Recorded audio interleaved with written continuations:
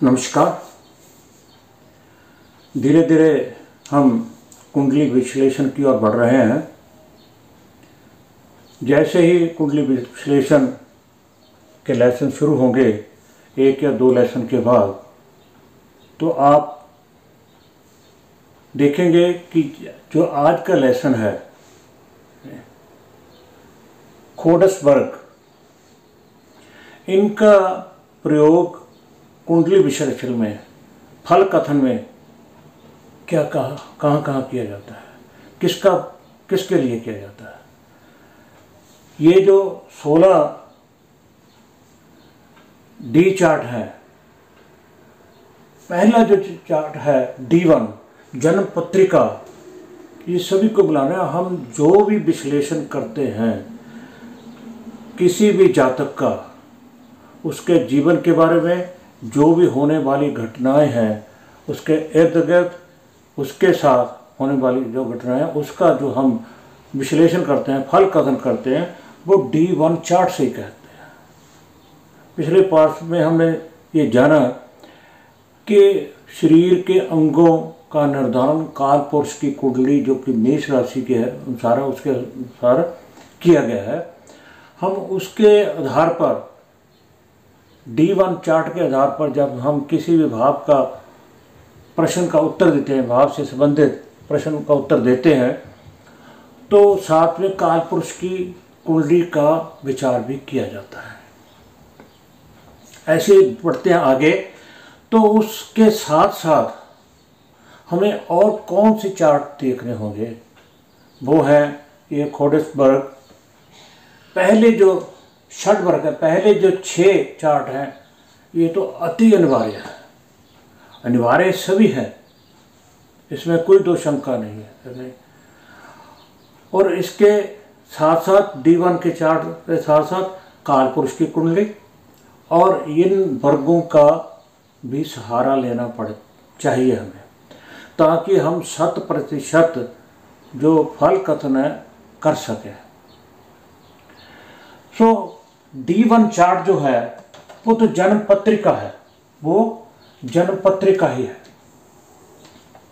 जिससे हम फल कथन करते हैं। मगर जब धन की बात होगी, दूसरे भाव से हमें संबंधित प्रश्न होंगे, तो हमें काल पुरुष के साथ साथ अब D2 चार्ट, जिसे हम होरा चार्ट कहते हैं, होरा कहते हैं, इसका भी विचार कर लेना चाहिए। इससे भी हमें समर्थन लेना चाहिए। अगर धन की बात है, जो D1 चार्ट कह रहा है, और काल पुरुष की कुंडली का भी विचार कर लिया, तो उसके साथ साथ हमें होरा चार्ट का भी समर्थन ले लेना चाहिए। अगर धन संबंधी दूसरे कुटुंब के बारे में बात की है, आंख के बारे में बात की है, जो प्रश्नों का उत्तर हम D1 चार्ट के दूसरे भाग से देते हैं, उसके लिए हमें D2 चार्ट होरा का भी विचार कर लेना चाहिए। और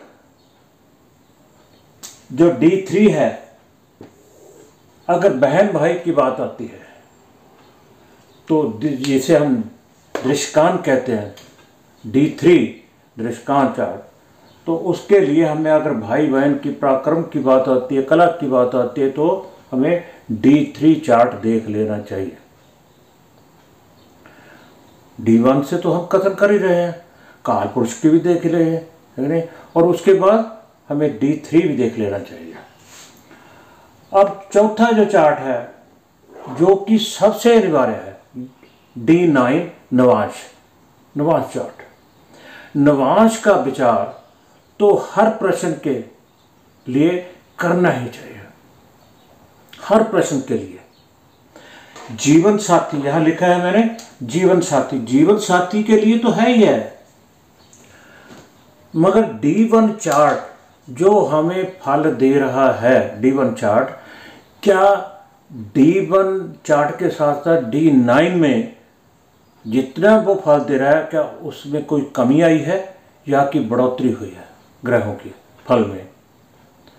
तो हर एक प्रश्न के लिए चाहे वो जीवन साथी का चाहे किसी भी भाव का है, तो D9 चार्ट तो बिल्कुल ही देखना नहीं भूलना चाहिए।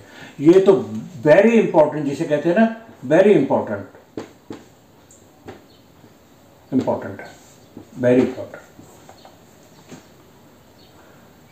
D9 और उसके बाद आ गया द्वादशांश D12। अगर माता पिता के संबंधी कोई प्रश्न आता है तो हमें काल पुरुष के अलावा माता के लिए चौथा भाव देखते हैं, पिता के लिए हम नौवां भाव देखते हैं, ओके। और कई प्रांतों में D10 से दसम भाव से भी देखते हैं, मगर उसके लिए ये जो D12 चार्ट है इसका विचार भी कर लेना चाहिए। और D30 जिसे त्रिशांश बोलते हैं, कोई भी हमारे पास अरिष्ट प्रश्न आता है, अरिष्ट विचारों का प्रश्न आता है, संबंधी अरिष्ट प्रश्नों के संबंधी हमें D30 चार्ट देख लेना चाहिए। त्रिशांश D1 से तो हम आंसर दे रहे हैं, काल पुरुष की भी पीछे पार्ट में चर्चा की, वो भी देखना, उसके साथ D30 भी देखना है। ये 6 षड वर्ग जो है ये 6 चार्ट है। उसके बाद आता है सप्तवर्ग। सप्तवर्ग की कैटेगरी में 3 चार्ट आते हैं, D10, D16 और D60। D10 जो चार्ट है, जब हम कर्म की बात करते हैं, नौकरी, रोजगार, अपना कोई काम, तो हमें D10 चार्ट तो देखना है। D1 में दसम भाव का कौन स्वामी है, यानी वहाँ के कारक कौन है, उस पर दृष्टि कैसी है। उसके बाद हम D9 में भी समर्थन लेंगे, कार पुरुष की कुंडली भी देखेंगे, और साथ साथ में D10 का चार्ट जो है वो भी हमें विचार कर लेना चाहिए। D16 षोडशांश सवारी आदि के लिए, सामान्य खुशी के लिए, वाहन के लिए, सवारी के लिए हमें D16 चार्ट भी देखना चाहिए। D60 60 षष्ट्यांश। षष्ट्यांश क्या है? शुभ अशुभ की बात है, कोई भी शुभ अशुभ की बात है तो D60 यानी कि षष्ट्यांश जो है D60 जिसे बोलते हैं षष्ट्यांश, उसका विचार कर लेना जरूरी है। उसके बाद आता है कोट, बाकी के 6 ये 9 हो गए, और बाकी के जो कोट बन गए उनमें इसका भी जिक्र कर लेना चाहिए। और सबसे पहले D4 चतुर्थांश भाग्य का कोई प्रश्न है, संपत्ति का है, D1 के साथ साथ D9 देखकर, काल पुरुष की कुंडली देखकर, उसके बाद हमें D4 चार्ट देखना चाहिए।